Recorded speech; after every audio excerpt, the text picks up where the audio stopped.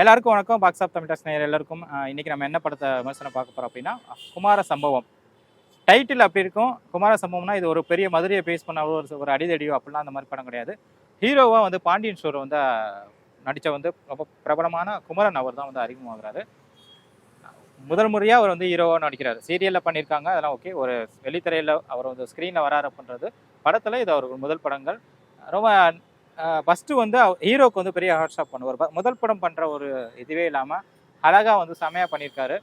எங்கேயுமே வந்து ஒரு டவுட்டோ இது பண்ணுறதோ டைலாக் இது அந்த மாதிரி எதுவுமே இல்லாமல் இவரை வந்து இயக்குனர் வந்து ரொம்ப வேலை வாங்கியிருக்காரு. இயக்குனர்கள் ஏற்கனவே நிறைய படங்கள்லாம் பண்ணியிருக்காங்க. லக்கி மேன் அப்படின்ற படம் வந்து யோகி பாபு அவர்லாம் வச்சு நிறைய படம் பண்ணியிருக்காரு. படம் வந்து ரொம்ப இன்ட்ரெஸ்டிங்காக இருக்கும் படம் நீங்கள் பார்த்தீங்கன்னா. அதே மாதிரி படத்துக்கு பெரிய ப்ளஸ் அப்படின்னு பார்த்தீங்கன்னா 2 காமெடி ஜாம்பவான்கள் உள்ளே இருக்காங்க. ஜாம்பவான் தான் சொல்லணும் அவங்களும்.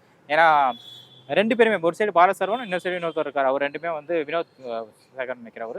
2 சைடும் வந்து போட்டு அடிக்கிறாங்க. இங்கிட்ட ஒரு கவுண்டர், இங்கிட்ட ஒரு கவுண்டர்.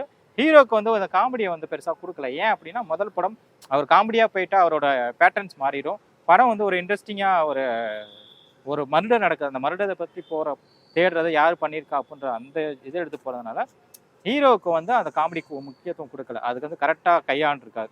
மேபி அந்த இடத்த கொடுத்துருந்தா அது டோட்டலாக படத்தை ரொம்ப கொலாஸ்ட் பண்ணியிருக்கோம்.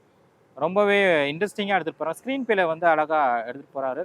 ஒருத்தர் வந்து இறந்து போகிறாரு. வரதராஜன்ற ஒரு கேரக்டர் வந்து இறக்குறாங்க. அவர் எப்படி இறக்குறாரு, அவரை யார் கொன்னாங்க அப்படின்னா கண்டுபிடிக்கிறதுக்கு இந்த பாலசரவணன் இவங்களாம் ஒரு டீம் ஃபார்ம் பண்ணி இவங்க போகிறாங்க. இங்கே நடக்கிற காமெடிகள்லாம் வந்து தேட்டர்லேயே கிளாப் அடித்து தள்ளிட்டு இருப்பாங்க.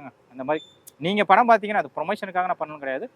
நீங்கள் பார்த்தீங்கனாலே உங்களுக்கு ஆட்டோமேட்டிக்காக சிரிப்பு வரும். சிரிச்சு இந்த படம் முழுக்க சிரிக்கிறதுக்கான ஒரு படமாக தான் இருக்கும். நல்ல ஒரு என்டர்டைன்மெண்ட் மூவியாக இருக்கும். அதே மாதிரி மெசேஜ் எடுத்துருக்கலாம், இன்ட்ரெஸ்டிங்காக இருக்கும். அப்பா மகனுக்குள்ள பாண்டிங்கையும் இந்த படம் வெளிப்படுத்தியிருக்காங்க.